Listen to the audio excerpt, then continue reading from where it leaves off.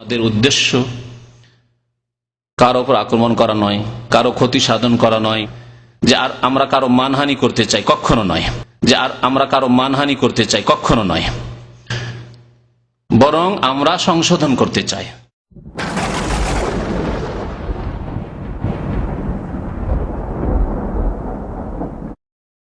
পড়ো, এর উপরে তিনি আমল করেন, কিন্তু জীবনেও হাদিস পড়তে শুনলাম না। বড় আফসোস লাগে। যদি আলেম হবেন, কিছু হাদিস তো মুখস্থ থাকবে।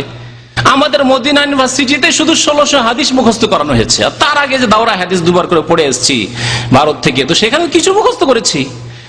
তো একজন আলেমের কিছু হাদিস তো মুখস্থ থাকবে। হাদিস পড়ছেন, হাদিসের বাংলা তর্জমা, হাদিসের একটি অক্ষর নেই।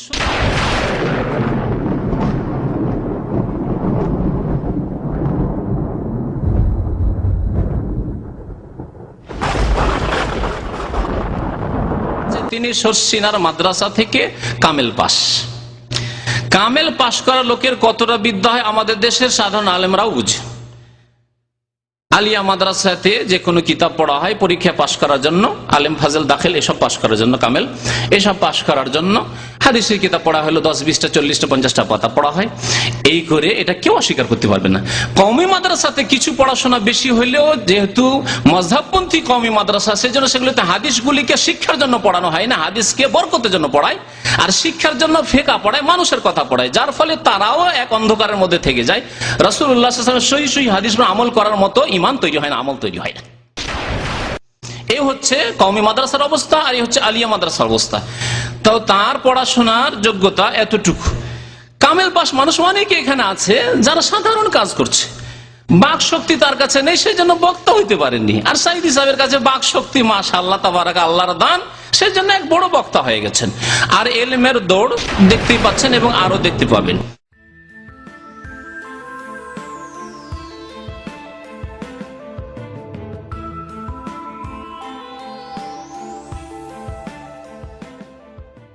হাদিসটি তিনি বাংলায় বর্ণনা করেছেন। দেখেন, বক্তা সাহেবের আরবি, জাল হাদিসটা আরবিটাও মুখস্থ নেই, বাংলাতেই চলছি, কিন্তু আমি ওটা আরবি করে দিচ্ছি। কিন্তু অজ্ঞতা কেন থাকবে, অথচ দাবি করছেন যে আলেম আর বক্তা আন্তর্জাতিক, অথচ দাবি করছেন যে আলেম আর বক্তা আন্তর্জাতিক।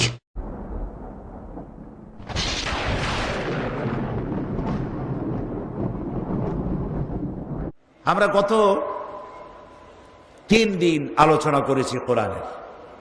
এর আগে তো কথা বলেছি গত 24 বছর এই মঞ্চে। এর আগে তো কথা বলেছি অন্তত 40 বছর পার হয়ে গিয়েছে। ওলামায়ে কেরামরা বলেছেন আমি সকলের মধ্যে ছোট্ট, নগণ্য। লোকেরা আমাকে মুফাসসিরে কোরআন বলে, কিন্তু আমি নিজেকে কোনো মুফাসসিরে কোরআন মনে করি না। আমি মনে করি কোরআন শরীফের তাফসীরের নগণ্য খাদিম, তাফসীরের ছাত্র, কোরআনের ছাত্র। বুঝতে চেষ্টা করি, বুঝাবার চেষ্টা করি। হতে পারে তার মধ্যে কোনো ভুল যদি হয়ে যায়, আমি মানুষ, সেজন্য বিনীতভাবে আল্লাহর কাছে ক্ষমা চাই। এবং ভুল কথা যদি কিছু বলে থাকি, আল্লাহ যেন শ্রোতাদের দিল থেকে, জেহেন থেকে, স্মৃতি থেকে তা যেন মিটায় দেন। আর যে হক কথা যা আল্লাহ বলিয়েছেন তা যেন দয়া করে আমাকে আমল করার তৌফিক আগে দেন, এবং তারপরে যারা শুনেছেন তাদেরকেও যেন আল্লাহ তাআলা আমলের তৌফিক এনায়েত করেন। কিন্তু বলার কোনো শেষ নাই। কোরআন এক বিশাল অতলান্তিক মহাসমুদ্র।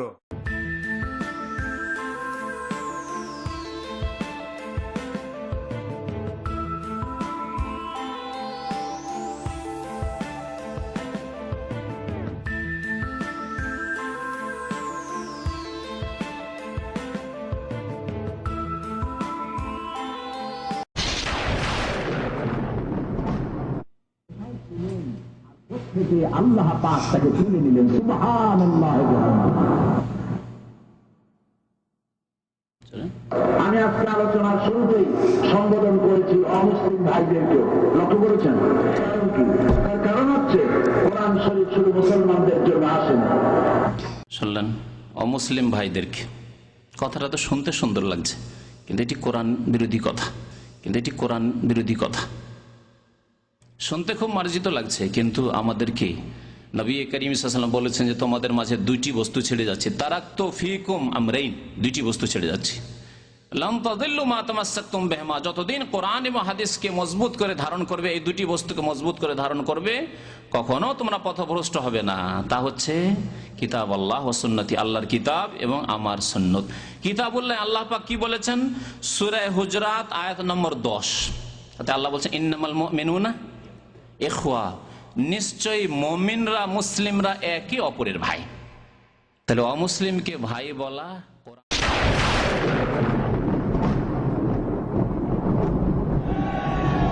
আমরা গর্ব করে আল্লাহর মহব্বতে আমরা চিৎকার দিয়ে বলতে পারি, পৃথিবীতে শ্রেষ্ঠ কোন দিন যদি থাকে তার নাম ইসলাম। বলেন তার নাম কি? ইসলাম। অন্য ধর্ম বলে আমরা কারো প্রতি কোন হীনমন্যতা প্রদর্শন করতে পারবো না। হযরত ওমর রাদিয়াল্লাহু তাআলা আনহু খলিফাতুল মুসলিমিন, আমিরুল মুমিনিন, রাস্তা দিয়ে যাচ্ছেন। এক যুবক তাকে বললেন, আমিরুল মুমিনিন, আমি একজন খ্রিস্টান, আমি যেখানে চাকরি করি, আমি যে বেতন পাই তাতে আমার সংসার চলে না। আপনি যদি একটু কর্তৃপক্ষকে বলে দেন আর আমার বেতনটা যদি বাড়ে, তাহলে আমি আমার সংসার নিয়ে ভালোভাবে বাঁচতে পারি। হযরত ওমর রাদিয়াল্লাহু তাআলা কিছু বললেন না, শুধু শুনলেন। মাস শেষ হওয়ার কাছাকাছি সময় আসছে, আরেকবার ওই যুবকের সাথে দেখা হলো আমিরুল মুমিনিনের। যুবক বলল, আমিরুল মুমিনিন, আপনি কি আমাকে চেনেন? আমি সেই খ্রিস্টান যুবক যে প্রায় 1 মাসের মতো হলো অমুক জায়গায় আপনার সাথে দেখা হয়েছিল, আর আমার কষ্টের কথা আপনাকে শোনাইছিলাম বেতন বাড়াবার জন্য। হযরত ওমর বললেন, যুবক, আমি সেই মুসলমান। খ্রিস্টান বলল, আমি সেই যুবক, আমার চেনেন কিনা? তিনি বললেন, যুবক, আমি সেই মুসলমান। তুমি আমাকে বলার সাথে সাথে আমি কর্তৃপক্ষকে বলে দিয়েছি, এ মাসের বেতন তুমি যাইয়া দেখবা, বর্ধিত আকারে তুমি পেয়ে যাবে। এর নাম ইসলাম। এখানে খ্রিস্টান বলে তাকে কোন রকমের তাকে কষ্ট দেওয়া হয়নি, তাকে ইগনোর করা হয়নি, অবহেলা করা হয়নি।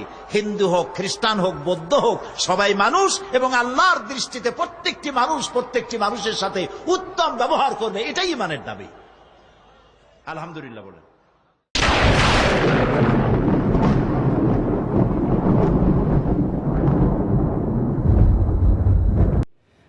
Allah subhanahu wa ta'ala created Adam and Eve, may peace be upon them both, so that the humankind could come.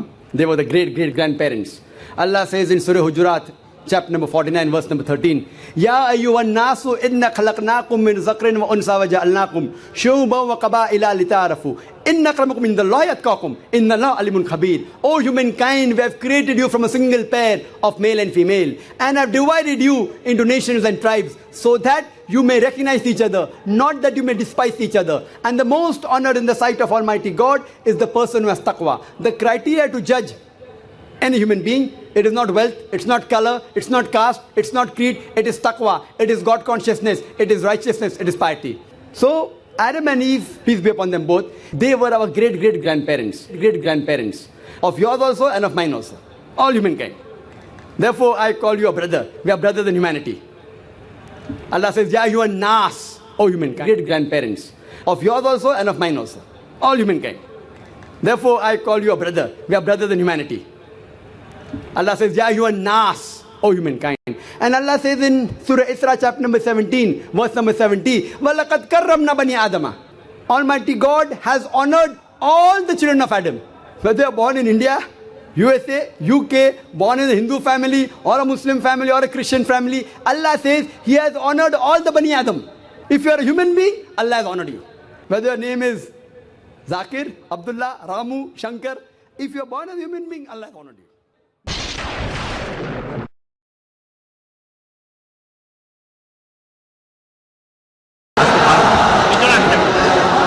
বসেন ভাই, বসেন।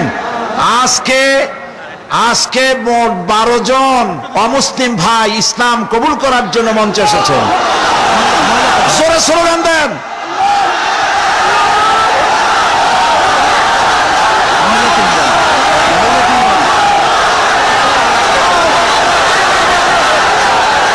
বসুন বসুন বসেন,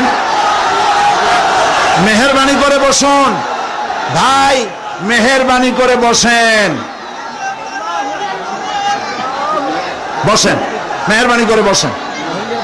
দাঁড়ানো ভাইরা বসা মানুষরা দাঁড়ানো ভাইদেরকে অনুরোধ করে। পিতা সন্তোষ বড়ুয়া, যাতে ধর্ম হচ্ছে বৌদ্ধ, বর্তমান নাম পছন্দ করেছে আব্দুল্লাহ আল মামুন, বাড়ি হলো ডবল মুরিং, চট্টগ্রাম। সুমন পাল, পিতা অনিল পাল, ধর্ম হিন্দু, বাড়ি তুলাতলি, চাঁদগাঁও, চট্টগ্রাম। বর্তমান নাম মোহাম্মদ রফিক। গৌরঙ্গশীল, পিতা হালিশহর, চট্টগ্রাম, হাউজিং এস্টেট। বর্তমান নাম পছন্দ করেছে মুসাম্মাত রাবেয়া বেগম। ইভা বড়ুয়া, পিতা সুজল বড়ুয়া, জাহানপুর, ফটিকছড়ি। বর্তমান নাম পছন্দ করেছে ফারজানা ইয়াসমিন। লিপি বড়ুয়া। প্যান্ডেলের ভিতরে যে 3 বোন আছেন, আপনারা আমি যা বলবো আপনারা তা উচ্চারণ করবেন। আর এই ভাইরা আমার হাত ধরো, সবাই কাছে আসো, সবাই একটু আসতে দেন, আপনারা পিছন থেকে একটু সরে যান কাইন্ডলি, কাছে আসেন, হাত ধরতে হবে, একটু জোরে জোরে বলতে হবে, লা ইলাহা ইল্লাল্লাহু মুহাম্মাদুর রাসূলুল্লাহ। আল্লাহ ছাড়া কোন ইলাহা নাই, মাবুদ নাই, উপাস্য নাই, এবং তার প্রেরিত রাসূল। তোমরা সবাইকে বলো আসসালামু আলাইকুম। সালামের জবাব দেন সবাই। একটু দাঁড়াও, একটু দাঁড়াও। প্রিয় ভাই সব, এই কয়েক মুহূর্ত আগে এরা ছিলেন মুশরিক, আর এখন আমাদের তাওহীদবাদী ভাই। তারা আমাদের কি বলেন, আর আমরা ওদের কি? আমরা ভাই ভাই হয়ে গেলাম। এই মুহূর্তে আল্লাহর এই বান্দা 9 জন, আর পর্দার আড়ালে 3 জন।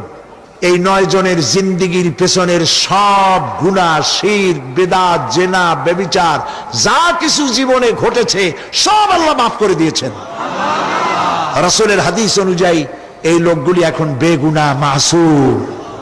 আমি এই সুযোগ নিচ্ছি আপনাদের পক্ষ থেকে আল্লাহ পাকের বেগুনাহ মাসুম বান্দাদেরকে বিশাল জনসমুদ্রের পক্ষ থেকে আমি আমার বুকে আলিঙ্গন করে নিচ্ছি।